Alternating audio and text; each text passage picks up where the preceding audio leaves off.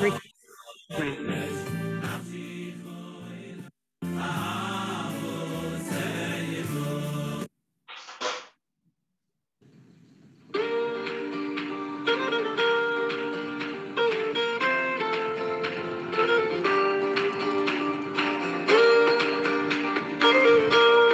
direct sur l'île Mode.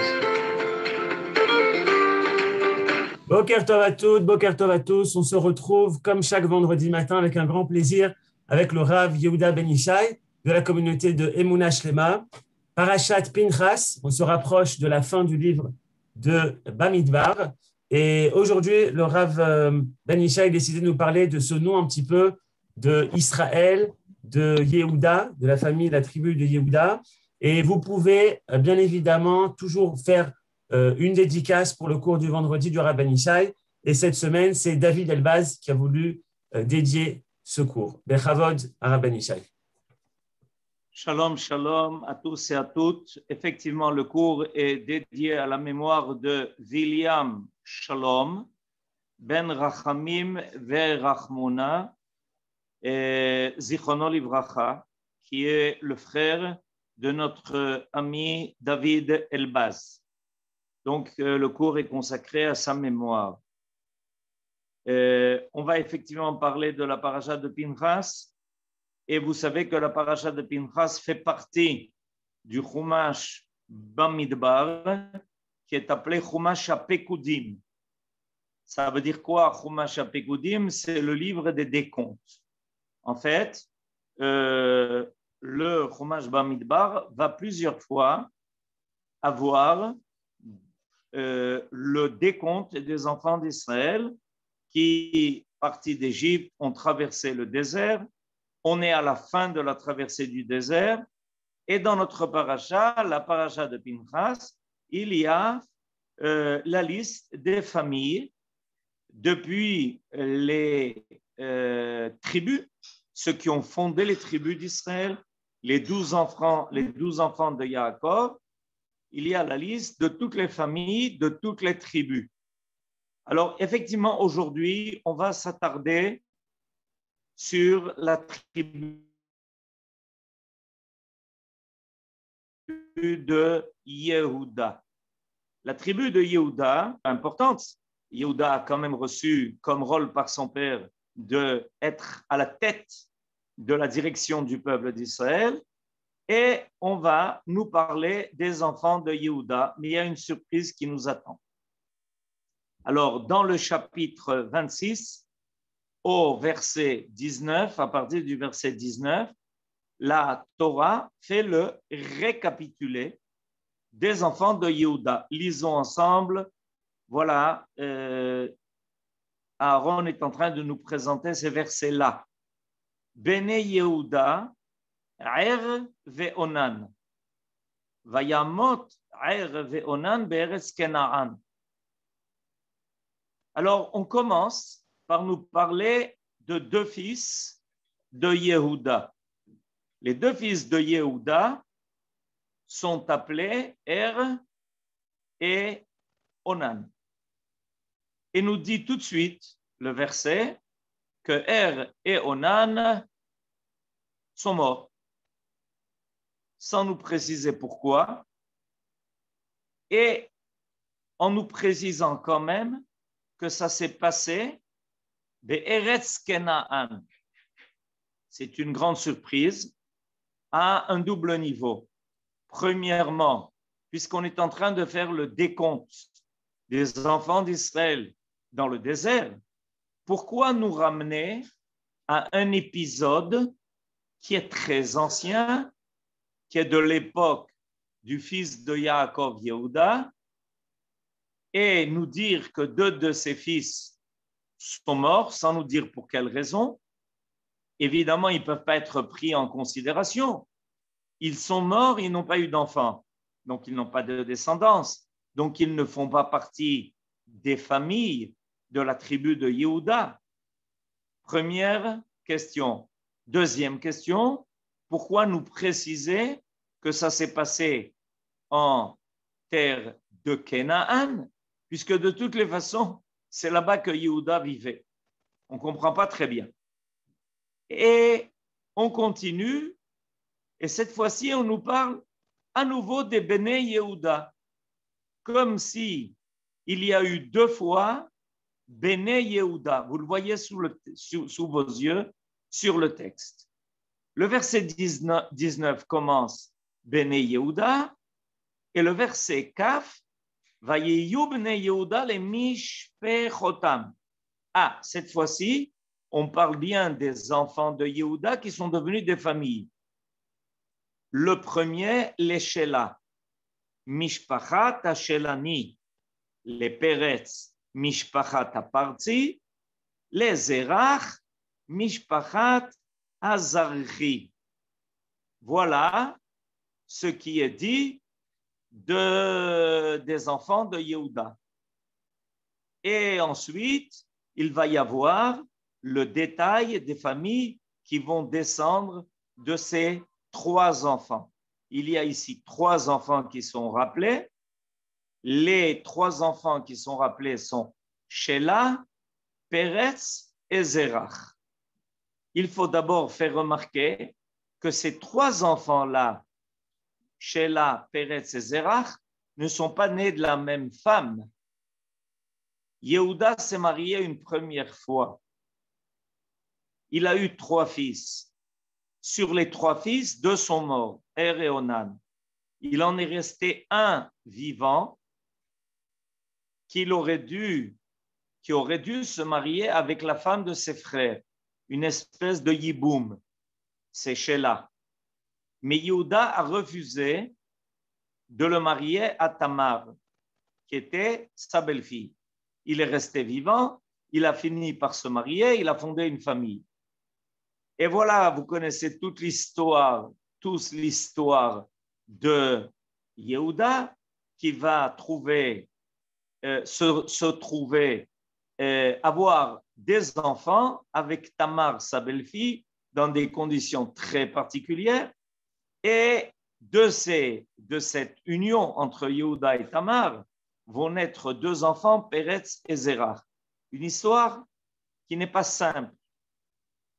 Et pourquoi la Torah tient-elle à nous parler de ces 2 fils qui ont disparu dans des conditions tragiques pour des raisons terribles et immorales, alors que finalement, il n'y a aucune suite à cela, aucune descendance à cela?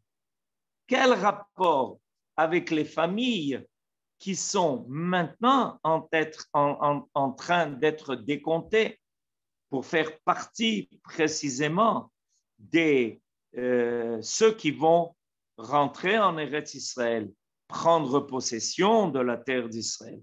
Ce sont bien évidemment les descendants de Shelah et de Peretz et de Zerach, les 2 autres enfants de Yehuda, nés aussi de Tamar. Alors, il y a ici quelque chose qui est assez énigmatique. Et le Or HaChaim HaKadosh, Rabbi Chaim Ben Attar, c'était il n'y a pas si longtemps que cela, sa Azkara, le jour où on connaît le jour de sa Ptira. Vous savez que Rabbi Chaim Ben Attar a quitté Salé au Maroc et qu'il est venu en Eretz Israël et qu'il a fondé une yeshiva dont on connaît encore la place à l'intérieur des murailles de Yerushalayim. Il a écrit un commentaire extraordinaire sur la Torah qui est étudié par ceux qui veulent approfondir le sens profond et caché de la Torah. Le Or HaChaim HaKadosh, sur ces versets-là, fait une grande révolution. Et il nous dit plusieurs choses. Premièrement, qu'il nous rappelle le fait qu'à un moment donné, tout le peuple d'Israël va être nommé du nom de Yehuda. Expliquons.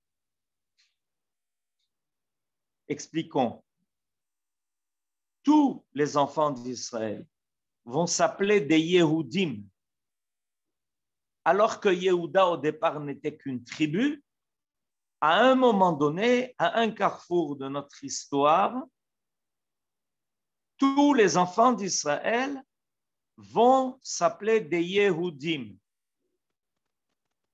Et c'est important de s'en rappeler. Ensuite, ça va être traduit par le mot de juif, mais en réalité, Yehudim, ça veut dire ceux qui ont pour ascendance Yehuda. Et voilà, merci à Aaron de nous l'avoir souligné. D'après le Midrash, dans le Bereshit Rabbah au chapitre Tzach, Lama nikreu Israël al Shem Yehuda, Omro bene Yehuda, Hem atoladot, Yitkenu beshem banim kayadua. C'est-à-dire qu'à un moment donné, dans notre histoire, la première fois, ça va être rappelé dans la Megillat Esther, Ish Yehudi aya beshushan abira. À partir de là, le peuple d'Israël va commencer à s'appeler Yehudim, comme si on était tous affiliés à Yehuda. Et alors, nous dit le Or HaChaim HaKadosh, je lis avec vous son commentaire qui nous est présenté maintenant par Aaron depuis le début. Or HaChaim, Bene Yehuda, Parashazo, Tirmoz, Meoraot Am Israël, Ubachar Lirmoz Beyehuda, Miatam Atzmo Sheamru Zichronam Livracha. D'après le Or HaChaim HaKadosh, ces versets-là qui vont parler maintenant des descendants de Yehuda, des familles de Yehuda, en réalité, selon le sens caché et profond de la paracha, veut nous faire allusion à toute l'histoire d'Israël. Dans ces versets-là, va être en fait caché dans l'histoire des familles de Yehuda, va être caché toute l'histoire d'Israël. Et c'est pour ça que le Or HaChaim HaKadosh a trouvé nécessaire de nous rappeler que tout Israël va s'appeler du nom de Yehuda et va porter le nom de Yehudim, parce qu'on peut trouver une allusion à toutes les péripéties de notre histoire dans l'histoire de Yehuda et de ses descendants. En révélé, les versets dont nous parle la paracha nous parlent de l'histoire des enfants de Yehuda. En secret, elle fait allusion à tout ce qui s'est passé avec nous en tant que Yehudim, ceux qui descendent de Yehuda.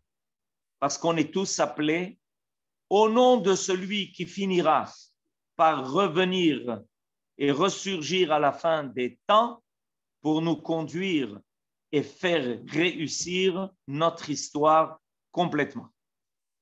Alors, on va commencer cette étude avec le Or HaChaim HaKadosh qui nous transporte autre part.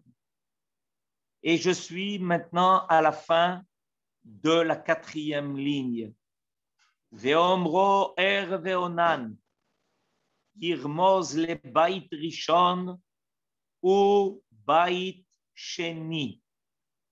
Nous dit le Or HaChaim HaKadosh, les 2 premiers fils de Yehuda qui sont morts, qui ont disparu, font allusion aux 2 premiers temples. Les 2 premiers temples détruits qui vont disparaître sont rappelés par l'intermédiaire de ces 2 fils de Yehuda, des 2 fils de Yehuda qui aussi vont mourir. Et la destruction du temple, nous dit le Or HaChaim Akadosh, s'appelle leur mort, leur disparition. C'est-à-dire que les deux premiers fils de Yehuda, en disparaissant, font allusion à la disparition des deux premiers temples. Et d'ailleurs, le Or HaChaim va trouver un lien entre l'histoire même de ces enfants, leur échec et leur immoralité, et l'histoire qui va nous atteindre ensuite, les fautes qui vont causer ces échecs, qui vont conduire à la destruction du premier et du deuxième temple. Il y a un lien profond entre l'histoire de ces enfants et l'histoire de ces deux temples. Dans leurs racines, c'est la même raison qui va les faire tomber. Et pourquoi préciser qu'ils sont morts dans le pays de Canaan? Nous dit le Or HaChaim Akadosh quelque chose d'extraordinaire. Je vous le lis.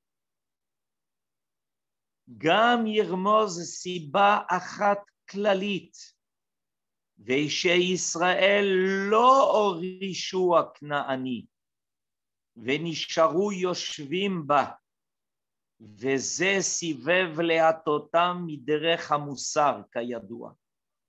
Le Or HaChaim Akadosh, Rabbi Chaim Ben Attar, voit dans le fait que nous n'avons pas délogé les Kenaanim, les habitants de Canaan, on ne les a pas délogés jusqu'au bout de la terre de Canaan. On n'a pas fini la conquête de Eretz Canaan, malheureusement. Déjà à l'époque du premier temple, il y a un échec qui se dessine quand les enfants d'Israël ne vont pas jusqu'au bout de la conquête d'Eretz Israël. Mais ce n'est pas un problème seulement d'ordre national, le fait que nous n'ayons pas fini la conquête de notre terre, qui n'aurait plus dû s'appeler Eretz Canaan. On a tous remarqué cette anomalie qui est que bien que l'on soit rentré en Eretz Israël, bien que l'on ait conquis Eretz Israël, la terre d'Israël va continuer de s'appeler Eretz Canaan. Et d'après l'explication maintenant du Or HaChaim Akadosh, il y a quelque chose de profond. La terre est restée sous l'influence de la culture cananéenne. Elle est restée sous l'influence de ses habitudes, de ses us et coutumes. Malheureusement, de ce que les Canaanim avaient installé sur cette terre, qui était principalement Avodah Zara, l'idolâtrie, Gilou Yarayot, la débauche et Shfichut Damim. Et nous dit le Or HaChaim Akadosh, si on avait réussi à suivre complètement le déroulement de l'influence des Canaanim sur le peuple d'Israël, on aurait fini par découvrir que malheureusement leur immoralité s'est d'une certaine façon attachée à nous parce qu'on les a laissés présents. Ce n'était pas seulement une présence d'ordre physique, c'était une présence d'ordre métaphysique et d'une présence d'ordre moral. En n'allant pas jusqu'au bout de la conquête d'Eretz Israël et en laissant les Canaanim présents comme on le trouve raconté dans la Bible, les Canaanim ont continué d'avoir sur nous une influence maléfique. On a continué à s'intéresser à leur culture, à leur civilisation, à leur façon d'agir. et ça va finir par nous faire basculer. Ça va finir par nous amener à adopter une partie de leur comportement, une partie de leur attitude.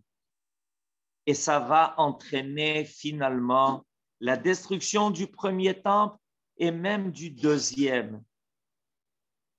Parce que cette haine gratuite venait du fait que l'on n'a pas réussi à se hisser au sommet de notre dénominateur commun, nous, Israël, qui ne peut être que la Torah donnée par Akadosh Baruch Hu, qui sait nous unir au plus haut niveau de notre idéologie commune et de nous amener à une moralité telle que, évidemment, tous animés des mêmes midot tovot que la Torah réclame de nous, on puisse sentir une union profonde entre toutes les parties de notre peuple. Le fait de ne pas sentir cette union, ça prouve que chacun, malheureusement, se barricade dans des valeurs qui ne sont pas totales, qui ne sont pas complètes et qui ne reconnaissent pas la valeur de l'autre. Ça, nous dit le Or HaChaim HaKadosh, c'est quelque chose que l'on peut repérer déjà à l'époque de notre entrée en Eretz Israël, quand on n'a pas conquis complètement cette terre et les peuplades qui y vivaient dans une immoralité terrible et horrible. Alors il continue son étude et il nous dit, oui, mais attendez, vous savez que finalement, il y a 2 fils de Yehuda qui sont morts, mais il y a un troisième, lui, il est resté vivant. Il s'appelait Shelah.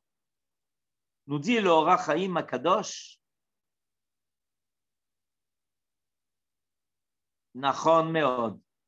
Le Or HaChaim HaKadosh nous dit que Shelah, qui est resté vivant et qui vient et qui dans notre paracha est décrit comme étant une famille, une des familles de Yehuda, lui fait allusion en tant que troisième fils de Yehuda, il fait allusion au troisième temple. À tel point que le mot Shelah peut être lu comme étant le mot Shiloh.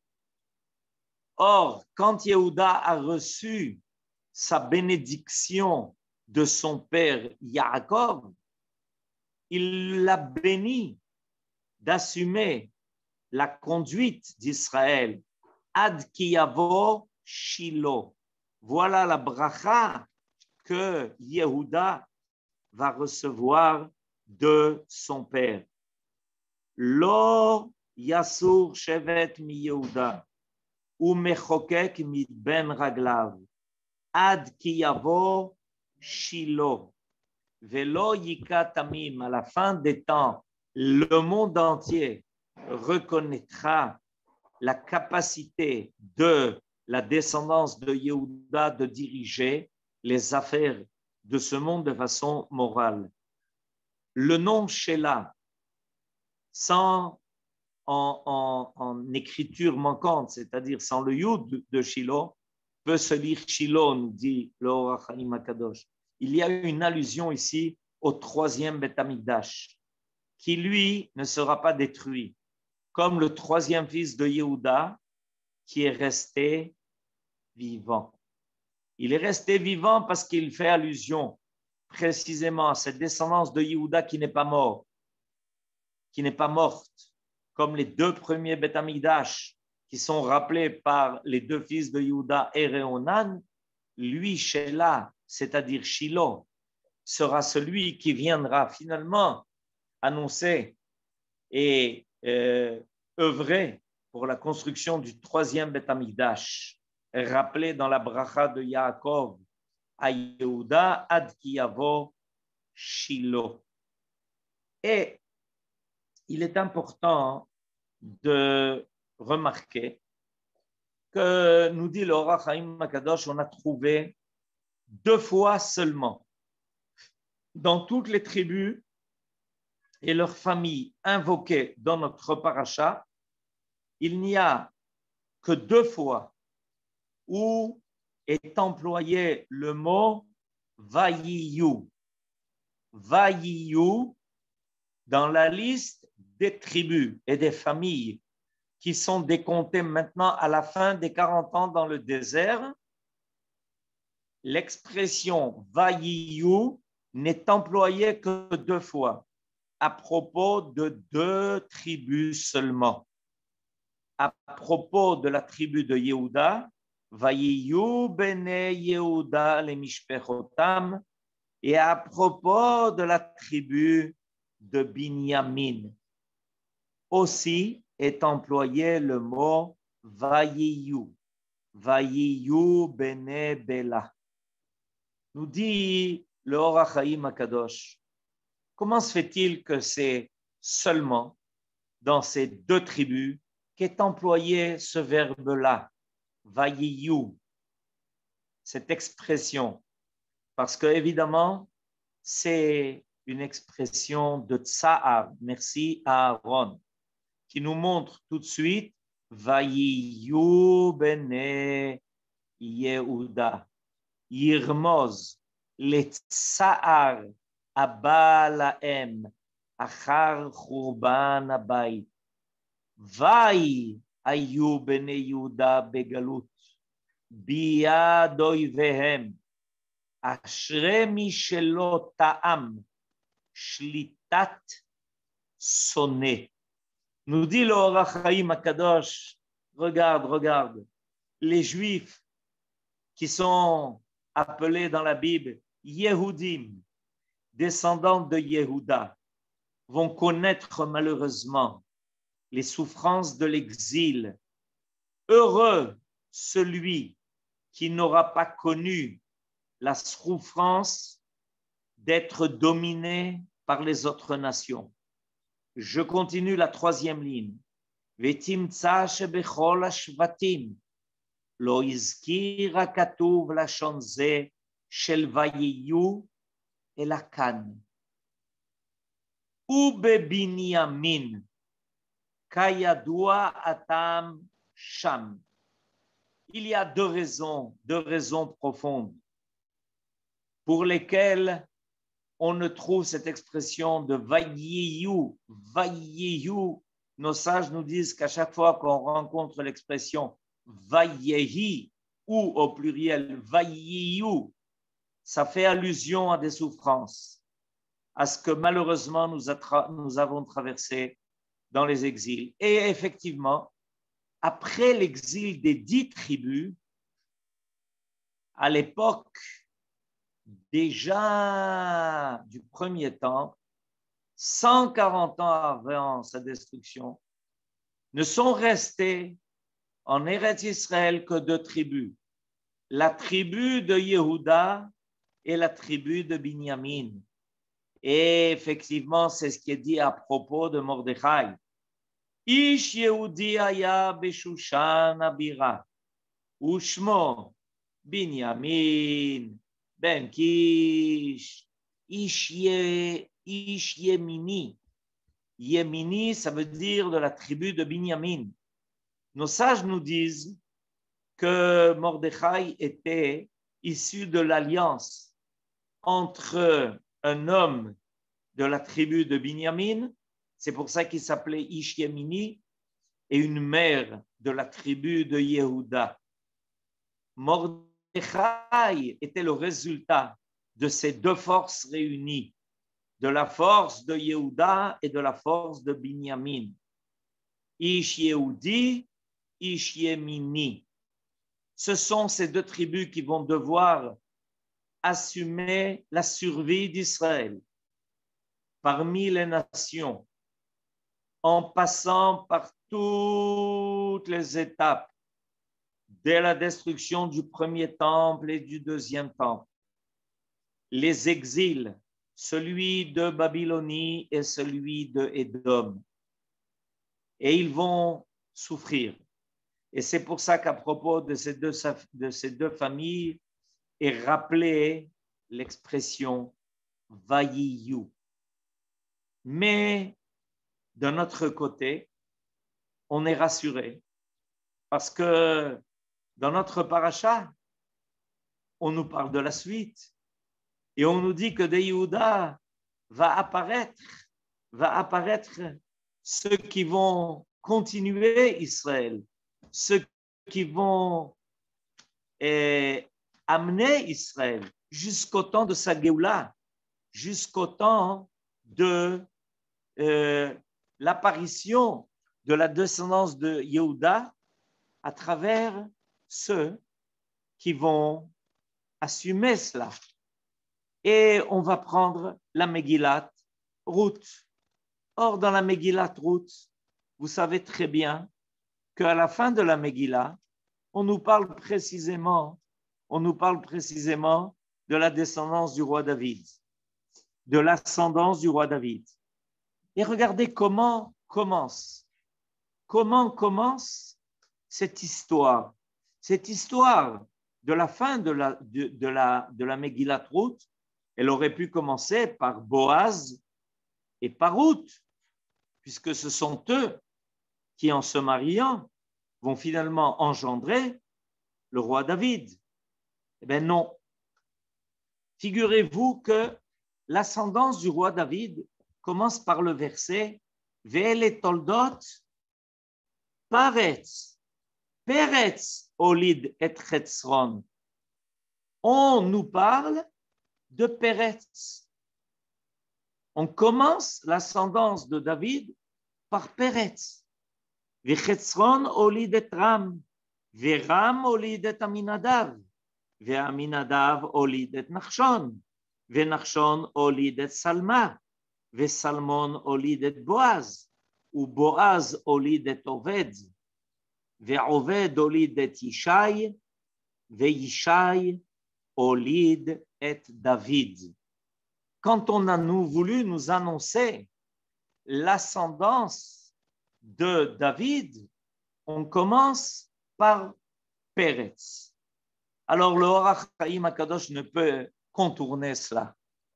Et il nous dit, vous savez pourquoi, finalement, dans notre paracha, on va nous parler de ceux qui vont être ces deux familles importantes de Yehuda, c'est-à-dire la famille de Zerach et surtout la famille de Peretz, parce que on va ce soir dans les Chadodi rappeler Ish Parzi. Ce soir dans les Chadodi, rappelez-vous, quand on va chanter les Chadodi, on va parler de Ish Parzi. Et qu'est-ce qu'on va dire à propos de ce Ish Parzi? Qu'est-ce qu'on va dire de lui? On va dire la chose suivante. Dans notre paracha, Vayu bnei Peretz lechetzron mishpachat hachetzroni lechamul mishpachat hachamuli. Alors,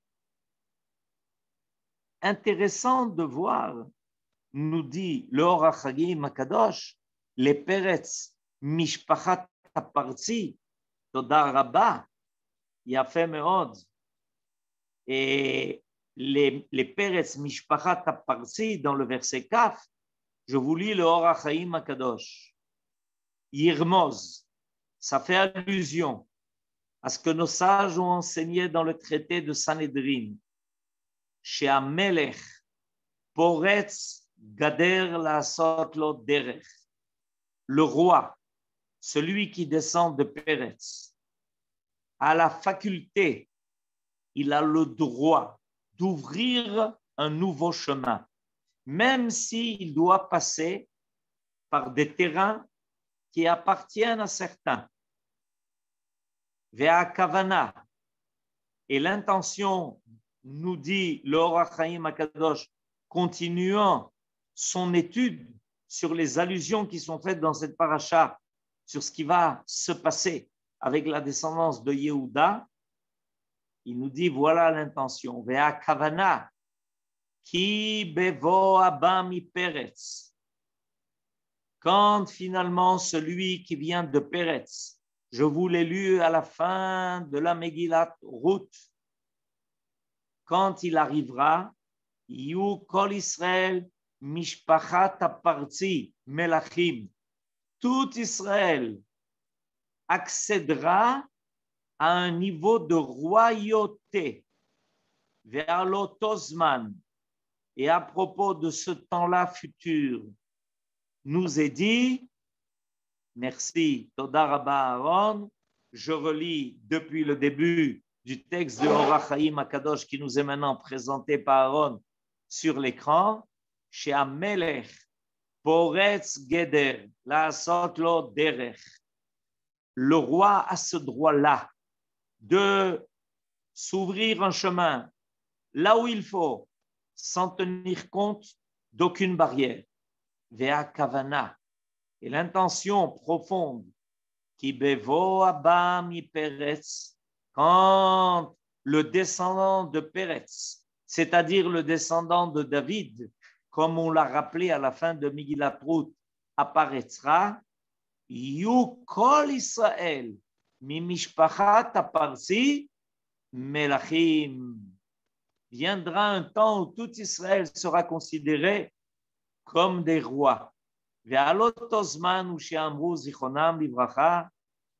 propos de ce temps-là, nos sages ont déjà annoncé Kol Israël bene melachim. Vechen amar hanavi Ishaya. Et voilà aussi ce que le prophète Isaïe annonce. Melachim yiru vekamu. Voilà, nous dit l'Orach Chaim Akadosh. C'est pour ça que l'on nous parle ensuite des enfants de Yehuda, finalement de Peretz et de Zerach, mais Peretz fait allusion à Ishpartsi et viendra ce temps-là où tout Israël sera reconnu par le monde entier et on viendra évidemment retrouver la présence de Dieu à Yerushalayim, qui sera le siège, la capitale et le siège de Malchut Bet David qui vient de Peretz. Si nous résumons la compréhension de cette paracha maintenant par le Orach Chaim Akadosh, on en arrive à quelque chose d'extraordinaire. Alors, à la fin des 40 ans dans les déserts, c'est-à-dire quoi? À la fin du temps de l'exil. En effet, on est passé dans le désert par beaucoup d'étapes qui ont été difficiles.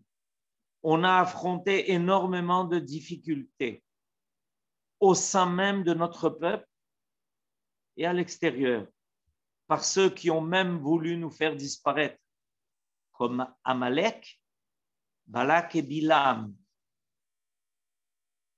On est à la fin de notre parcours. On a fini de parcourir le désert. On arrive en Eretz Israël.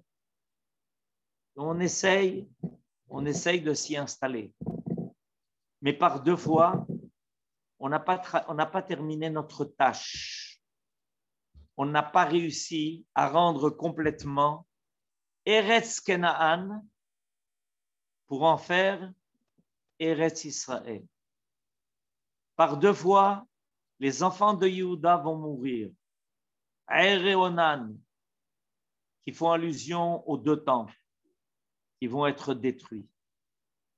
Et par 2 fois, on va partir en exil. Mais il y a un espoir. Reste le 3e fils qui fait allusion au 3e Beth Amikdash, qui s'appelle Shelah, mais qu'on peut lire Shiloh, pour voir la réalisation de la promesse avec la construction du 3e Beth Amikdash. Et Yehuda va faire apparaître de Tamar 2 autres fils, Zerach ou Peretz. Et Peretz va faire apparaître David, qui va nous réconforter et finalement assumer la réalisation du projet divin, de nous ramener sur Eretz Israël cette fois, pour réaliser la promesse de tous les prophètes. Et le peuple d'Israël tout entier arrivera à être Mamlechet Kohanim, Egoï Kadosh. Voilà à quoi font allusion les familles de Yehuda avec leur échec et surtout leur réussite, en espérant que Bezrat Hashem, ça puisse se réaliser prochainement avec nous, nous-mêmes présents. Amen. Ken Yeh Ratzon. Shabbat Shalom à tous nos amis. Toda Rabba, un grand merci au Rav Ben Ishai. Comme on nous le dit sur le chat, très très bel enseignement. On va finir en musique avec une chanson qui s'appelle Orach Chaim de Ishai Ribo. Mais j'aimerais vous annoncer également que vous pourrez retrouver le Rav Ben Ishai en vrai cette fois. Pour tous ceux qui habitent Jérusalem et les alentours, le 11 juillet, mesdames, messieurs, vous êtes tous invités par la Midreshet Rennes. Il y aura toute une après-midi d'études avec le Rav Tougano, le Rav Fizon, le Rav Ben Ishai et Eliezer Charodotsky. Donc, inscrivez-vous en direct, pas sur Zoom, mais sur place à la communauté d'Emouna Shlema le 11 juillet pour les mesdames et pour les messieurs. Soyez nombreux à être présents. Shabbat Shalom, Rav Ben Ishai. Shabbat Shalom à toutes et à tous. On finit Orach Chaim de Ishai Ribo. Shabbat Shalom. Shabbat Shalom. Shabbat Shalom. Shabbat Shalom. Toda Rabba. Shabbat Shalom לכולם. Shalom. Shalom. Shabbat Shalom. Shabbat Shalom ותודה רבה. ואנשים מלאכים שמיתו עצמם עליה. J'ai fait un coucou avec שלום לכולם. שתמיד על לרגעים וראה אנשים באמת מאושרים. שבת שלום. איזה אור על הפנים. Shabbat Shalom. שבת שלום. הם נשבים בקסמה לפניה, מתהלכים כסומה אחריה. תכלית האמת היא כל צדדיה, כל 70 פניה. יקרה מפז ומאושר, נקנתי בעמל וביושר, והיא הדרך והיא האושר.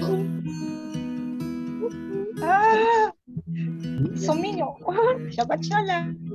כמי שמצא בה את עצמי, כי לא זכרתי מי אני, תמיד היא באה והאירה לי פנים. אומרים שהיא כל הטובות שבעולם, אם רק היה לנו מושג. היינו רצים ורצים ורצים, ונשבים בקסמה לפניה, מתהלכים כסומה אחריה, ותכלית האמת היא כל צדדיה, כל 70 פניה.